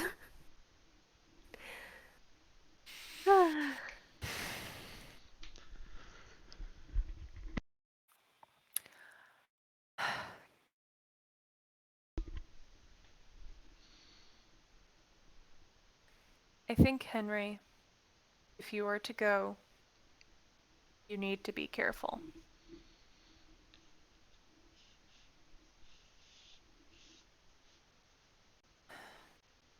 Because wait, before I continue on that, how long has this smuggling thing been going on? Ah, yes, that. Ben, about how long has Patch been like staying late and all that? Because I feel like Henry would definitely notice that. I mean, he was working the gate the day that y'all got back. Um, okay, Henry says, and he like makes a show of like thinking about it and says, I don't know for certain, but it's been at least since we um were in the hills. No. How long have you been working on this? I'm not working on it. I just found out about it yesterday. Whenever it was. Was it Yeah, yesterday it or would've was been it today? the Okay. previous night. Yeah. I just learned about it yesterday.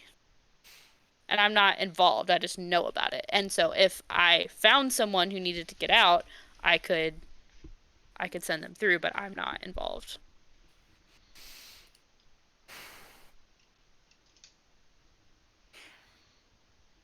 Henry,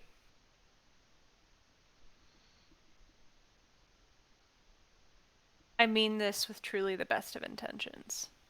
And I apologize in advance if I say something that hurts you. You told me yesterday that you did not trust Zerka and that you did not trust her to get things done. That is the same day you learned about this smuggling operation. And yet, within a 24-hour span, you told Zerka immediately, someone you profess to not to trust, about the smuggling operation.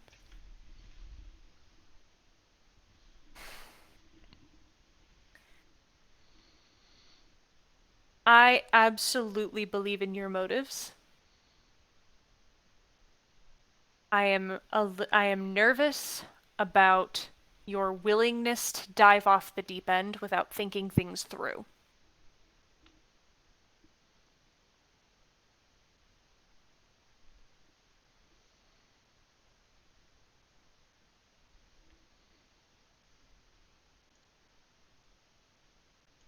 What I said was I don't trust Zerka to use my life as a piece in her game.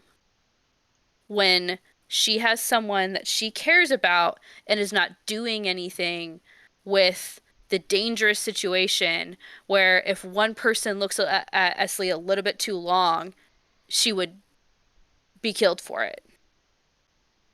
And with what we learned tonight, that's not the case. And I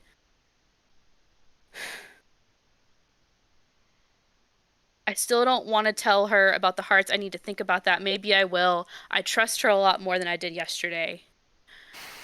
I didn't have this information when I told her about the smuggling operation, but not trusting her with information that could Not trusting her with information that could be my undoing is different than trusting her with information that can make people safe. It was never that I thought she was a bad person or had bad intentions. Because I see the dozen. Y'all couldn't be who you are without her. So I knew she was good. It just, and I think that her having that the information of the smuggling ring is beneficial for the most people. It's not like I shouted it from the rooftops. You didn't, and I trust Zerka, so I don't think that that call was a wrong one. But what I'm saying is, you didn't trust information to Zerka that could have been harmful to you. If that decision had been an error to tell her about the smuggling, again, I do not believe it was. I trust Zerka fully. But you entrusted that information to her, which, had she been out of alignment with your goals, could have hurt the entire goal of the smuggling operation. I am not saying that you guessed wrong. I'm not saying that you put your trust in the wrong person. I'm saying that I don't follow your logic on what information was worth trusting.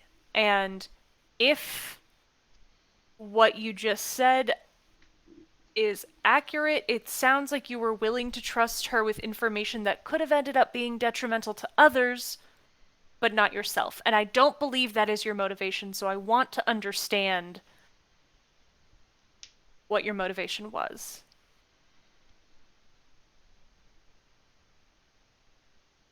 Henry looks very confused. Like, I'm not sure, like, how this isn't, like, I just, like, thinking about it, and says, telling her the source of the information is a direct line to her having proof of my treason.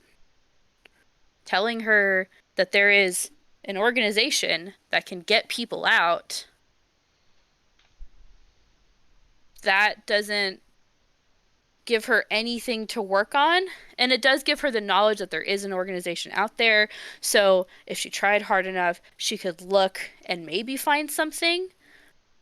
But it's not even close to a direct line of endangering those people. Henry, one major point in this that I have been very concerned about is that you risked doing to Zerka what you have been cornering Call into this whole time. Whether we agree or not with the smuggling operation, wherever our values and morals lie with that, it is considered criminal in the city right now. We are implicated in that for not reporting it. Call and Zerka are agents in city security. It is a crime for them not to report this now that you've informed them about it. You've involved them in a crime. That is what I'm worried about. You are making other people stick their neck out with the best intentions. You really, really do have the best intentions here. But you are endangering us by even informing us about these things before you know what any authority figure is going to do with it. Henry just starts crying. He's like, I don't understand. You are upset with me when I don't tell you things. You're upset with me when I do tell you things. I'm endangering your life if I tell you things. But I should just tell Zerka whatever and hand her my life. But when I try to trust her and try to have an olive branch, it just starts crying and just immediately bawling. Call is going to start trying to rub Henry's arm unless Henry decides to jerk away or something. And is going to try to like immediately move into like, I'm sorry, I do not mean to upset you. I want us to come to a place of understanding with this. Would it help if I elaborated more? Like while like consistently just rubbing Henry's arm. Henry just like nods and keeps crying. Okay. Ren gets Henry a glass of water. Kyle is going to say,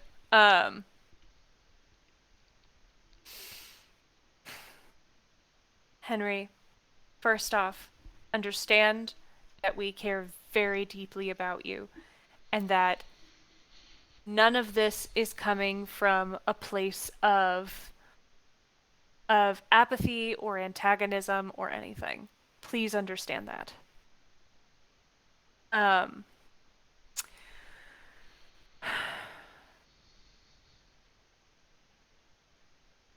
We have been afraid, or I assume I have not spoken in depth with this about this with Ren, so I truly can only speak for myself. I have been concerned. Not so much that you want to affect change, but that the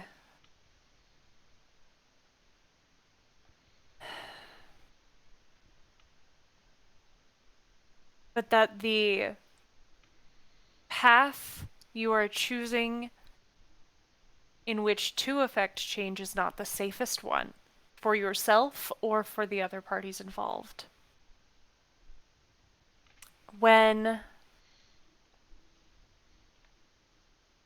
the way you share information with us can be dangerous. I much prefer that we know what's going on, but I also think that this is the kind of situation where consenting to that information is very important. It's dangerous information to hold. So even just saying this information might be dangerous, should I tell you anyway, gives the opportunity for someone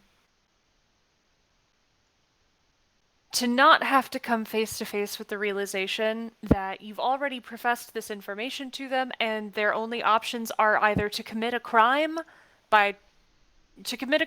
or turn in a friend. Those are dangerous options either way, and not options that people like to come into without warning. And Henry interrupts and is still crying and says, Zerka didn't give a warning. Why is it different when I do it? Why can't I do the right thing ever? Why am I the one who's always wrong? And just keeps crying. Carl is going to say, you're right. And you're right. She did not give any warning. I think that is a different situation for me, specifically because she is my commanding officer. It's also a slightly different situation in that you have already broached the conversation of illegal activity when you mentioned the smuggling. Either way, I can't speak to what Zerka's actions are for Ren or for you. Because you're right. She didn't give any warning. And I am not saying that what you want to do is wrong. I think getting people out of the city is a very good thing to do, especially if they don't feel safe. I think that limiting the power of racist people who enact harmful rules is a good thing to do. I do not think that your goals are wrong. I think that your methods need to be thought through more carefully. I do not think your goals are wrong. I do not think your motives are wrong. I think you need to be more careful about who you're friends with. Call kind of like retracts that statement and goes, "Forgive me. You know I do not trust the hearts. I am not going to pretend that I do. And I am not going to say whether or not you were right or wrong to do so.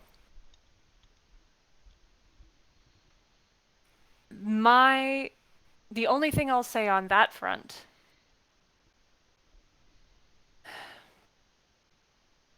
is that people who are new to the region and who have professedly cared more about the safety of themselves than the safety of the populace as a whole might not have thought about the broader scale ramifications of what their actions would do to the people most affected by Andrew's reign.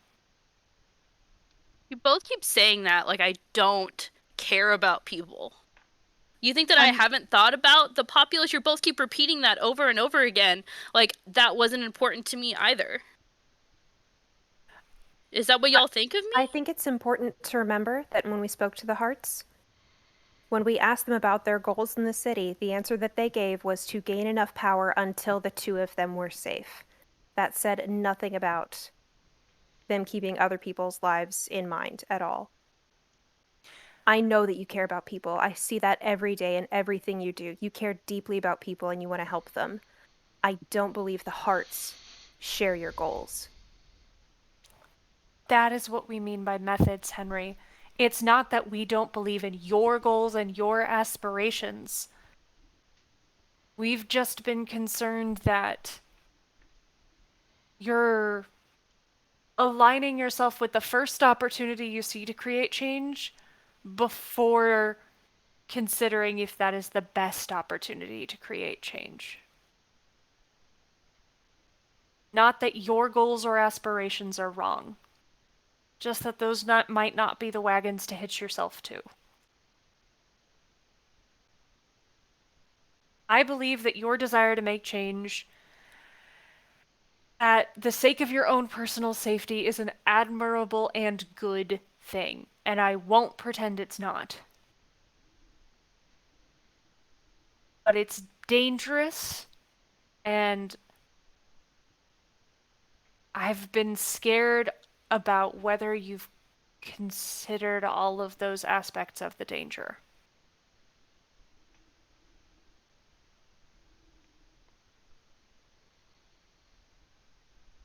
Henry kind of wipes his eyes and says, takes a deep breath and says, "I'm sorry for yelling."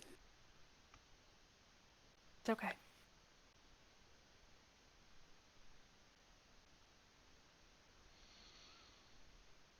When I went to the Hearts to ask them what their plan was, and they said they couldn't tell me, I said I couldn't help them. They asked me to do a few things to just kind of like, not even bad things, things that I probably would have done anyway if I hadn't have known that they were asking me to. And they said, "Oh, if you want to help our cause, you can do all these small things." And I told them, if I don't know what your plan is and who it's going to affect, then I can't help you. And I'm still their friend, but I wasn't going to jump in blindly. They were the only people who had a plan already. I talked to both of you multiple times asking what y'all thought about it. I was hoping, and Henry looks at Ren. He said, "I didn't want to ask either of you to go to Master Barnabas or Captain Dawn about a plan because I wasn't going to put you in that situation. I wasn't going to ask that of you, but that's what I wanted. That's why I asked earlier if y'all were okay with this, because I thought that if you wanted to do this sort of thing, you would have asked about it. You would have done something. but neither of you did. And every time I brought it up, you tried to talk me out of it. And so I just assumed that it wasn't important to you. And not that it's not important, but that it wasn't important enough to try to take action. And when I didn't have a safe or a way to do it at all, I have not stopped thinking about it. I went and talked to the Blood Hunters because I know that Count Ander respects Varric Garrus. I have been talking to people about how they feel and if they feel safe. I've been thinking about this nonstop, and he starts crying again. And I've been trying to figure out a safe way to do this. I've thought about learning chess so that I could be Count Ander's chess buddy and try to talk to him and convince him to not kill people. And I just don't know how. It's just crying even harder. You guys are some of my best friends, and you don't understand me at all.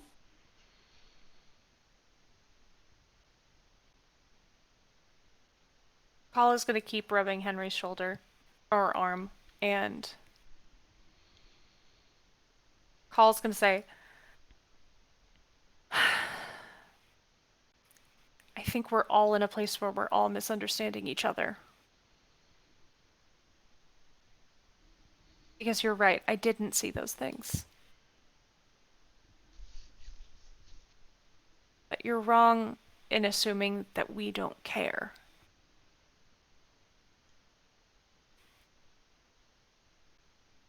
I think we have been in a position of misunderstanding each other with the best of intentions this entire time.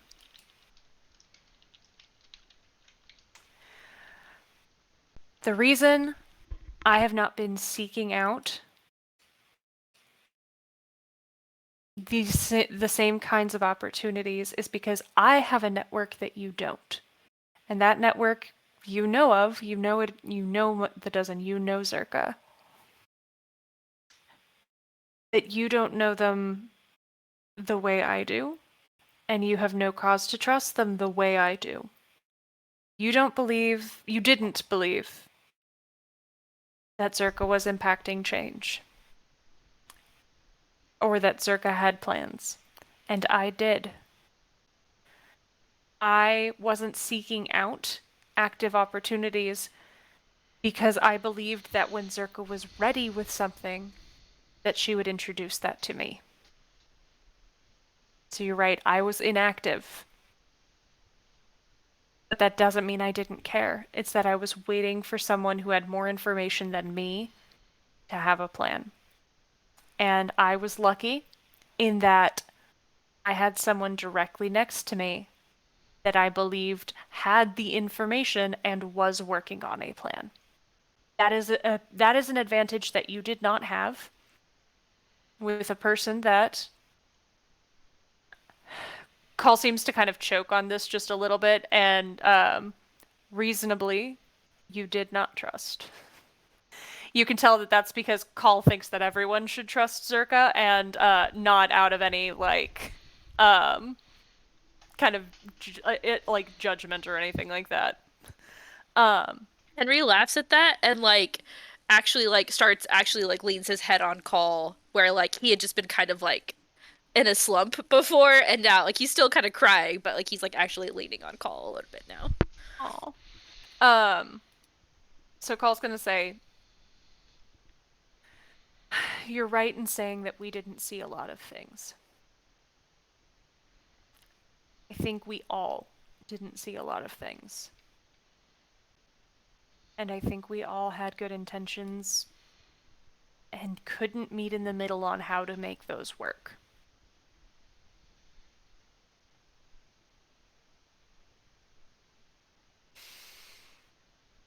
But we're here now. And if you're willing, my only goal is to make sure that we're all safe. And that if we're all going to do this together, that we all stay on the same page from here on out, even if that means more uncomfortable conversations.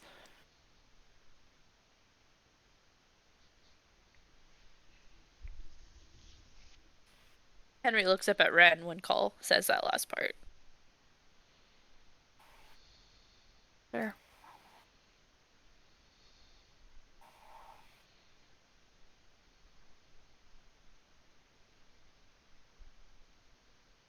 I'm sorry that we've had such a hard time talking through this.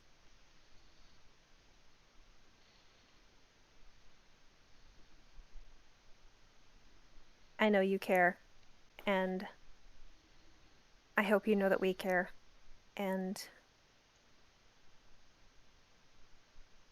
I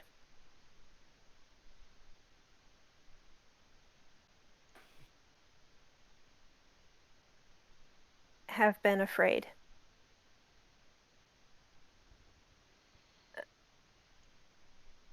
Please believe me, I have the same goals you do. I just did not know how to go about them. I had to start with what was in front of me, and at the moment that was keeping Orin alive. And then trying to keep you two alive when it seemed like I was worried that you were endangering yourself, Henry, with being as active as you were in what you were doing. And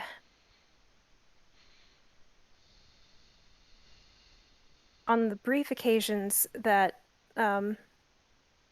Ander and questioning of him has come into conversation with anyone here, the person that I was speaking to silenced the room.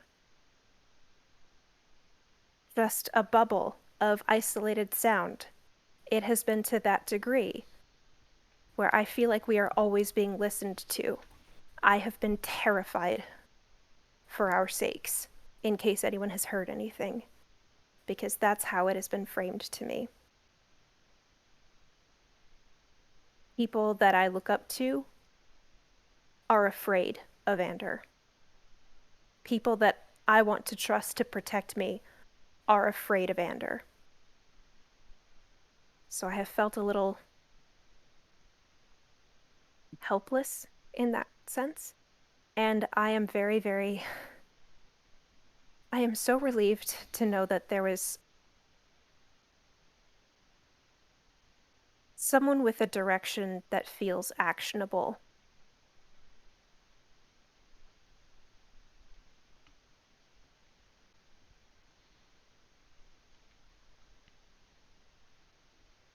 I think we will all be safer for this, and I think we will get closer in doing the things that we all want to do.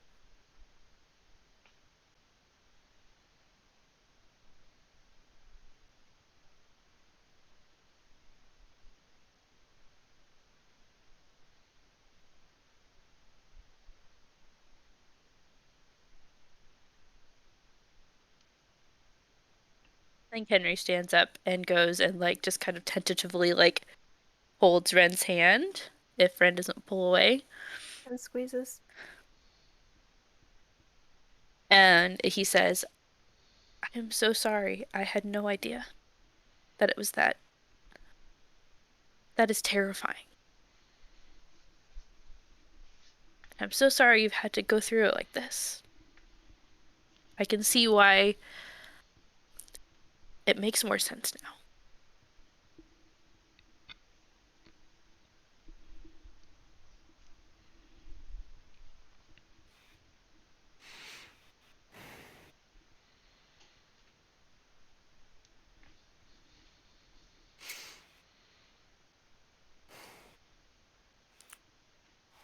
Call is going to say,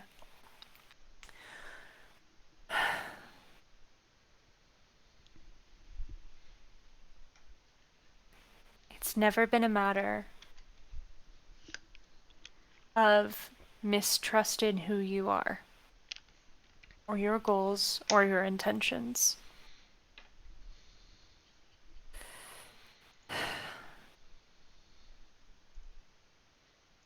It's not a small thing,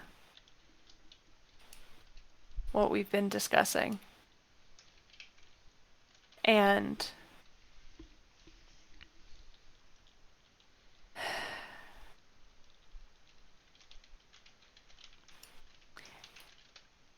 Call's going to say, please forgive me in advance for phrasing this. It will probably come off worse than I intend. I just don't have the words at the moment to articulate it. With something this big, it's better to do it carefully to ensure you're doing it right.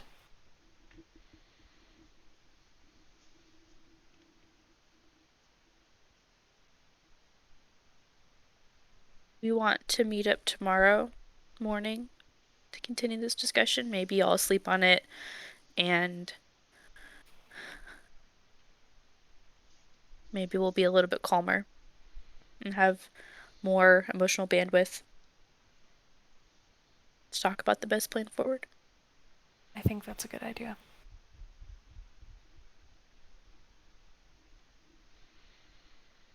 Ren? Yes. I think that would be good. Okay. Henry, I understand if you are... Take your time to process your feelings, but I hope you know that we do love and care about you. I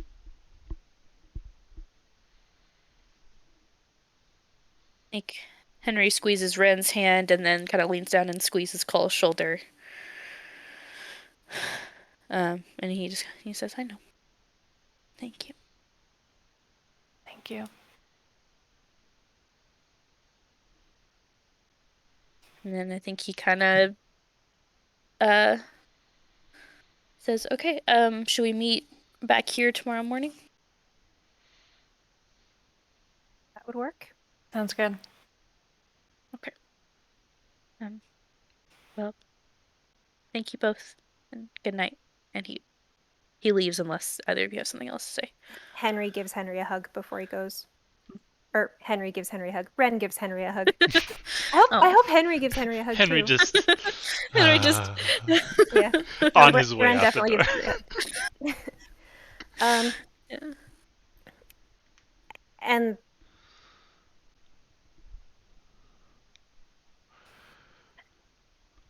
Ren looks at Call then, if Call is still there. Call's still in the room.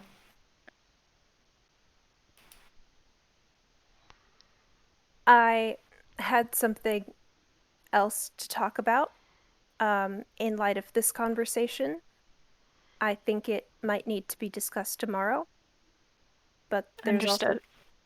there's also something else. It is probably very, very presumptuous of me, but I have something for you. You probably don't need it.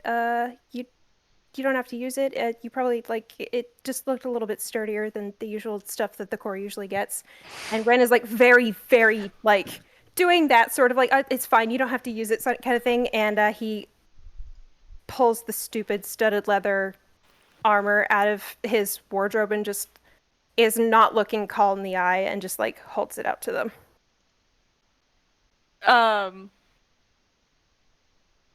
Call is going to just kind of like gasp a little bit and like kind of reach out and grab it and start like messing with it, like feeling it. And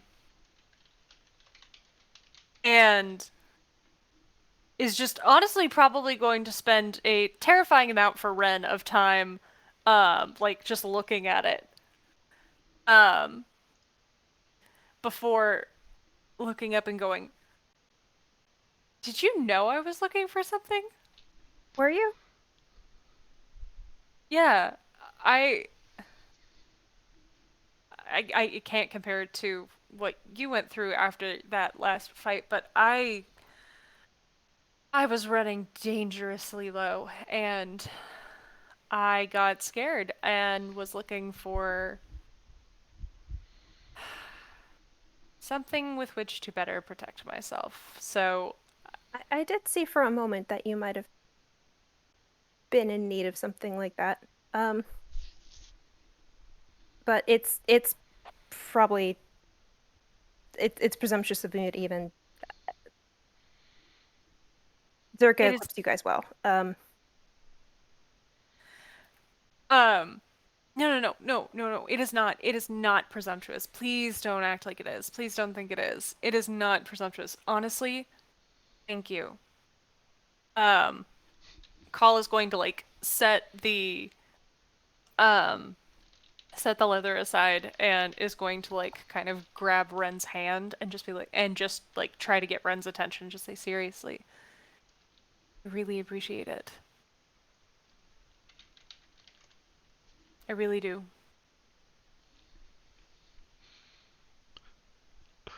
I have to bring something up. It's not magical armor. I know. It is an improvement, but it's not magical armor. Did Ren get Call's size correctly? I think so. Okay. Ren can estimate. Ren has stood next to Call before.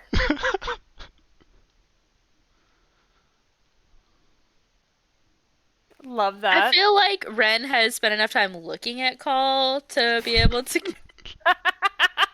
I mean, we all lived together in the woods for 3 months. Like, how long was it? Was it 1 month? It was a little less than a month. It was less than a month. Okay, Ren took it as like, oh, this is 3 months. This is forever. Yeah. It's been less than 3 months since the beginning of the campaign. Yeah. Yes. That is true. But they did live together in the woods for almost a month. I'm specifically thinking of the amazing comic that you drew, Jenny, that I still think of on a regular basis of Call like putting their shirt on and Red like blushing and dropping the pile of sticks. What comic, Asher? I never did such a thing. Just like, what are you accusing me of on live TV? Oh, I said Jenny. I didn't mean you. I meant my sister Jenny, who is also an artist. Oh, Jenny, who's a fan of the stream. Yeah. Yes. A fan Never of the misses stream, a stream. absolutely. Yeah. Never misses a She loves me, so she loves what I do. So she's an avid fan. She just never goes in the chat because she's embarrassed. That's what it is. I get you. Yep. But yeah. I don't know. Can estimate. So yeah. Yeah, the longer Call took with it, like just examining it, Ren was like, it's ugly, it's ugly, it's ugly, it's ugly. So, but no, there's that. So, everybody at home, we're calling the session there. We're going to keep chatting for a little bit. I am going to bring something else up that's just... I like history. Studded leather armor doesn't exist. I know. But still, yes. Yeah, that is going to be a +1 AC for Call. Excellent. I'm going to go ahead and do that. Also,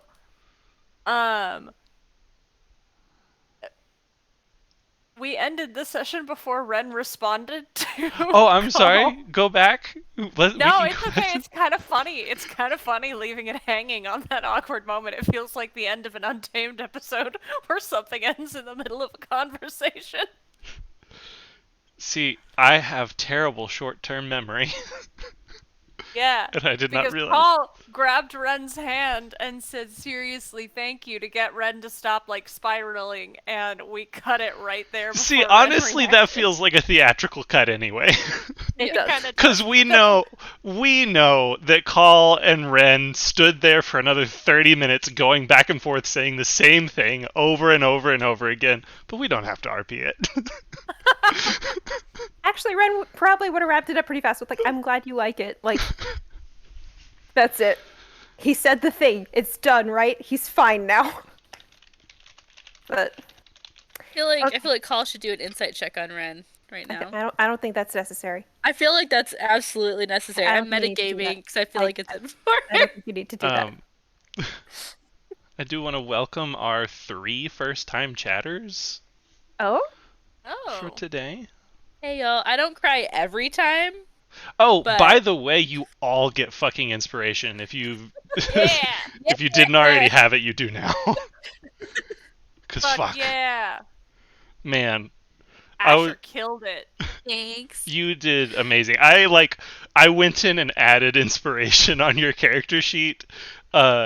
And then I sat there for a second and I was like, y'all are all fucking committing to this though. So I took it back away to let you all add your own Oh, inspiration. Thanks. Still Yeah. think it's mine. I apologize. Henry brain just takes the part of my brain that is Henry just took over, and I was like, I am just reacting. I am just Henry right now. I'm not even Asher right now. Oh no, you're good. You were doing so Such a fucking good good. job. Thanks. Like, really, that was a conversation we needed to have. That was like some inter-character conflict that we needed to address. Yeah, definitely. Absolutely. Yeah. Yeah. And that was so good. That really was. That was so good. Did that solve any of the stuff that like Asher wanted to talk about? I really want to know why Call is so upset about Henry not healing them. Because in my head, I have like a full list of like reasons they shouldn't be upset, but I don't know if like I'm just like, what is going on with Call? Because that's also I've been curious about. Oh, Ben. I think I'm gonna go ahead and end the stream, and we Okay, we bye, can everyone. continue our Oh, okay. conversations. Bye.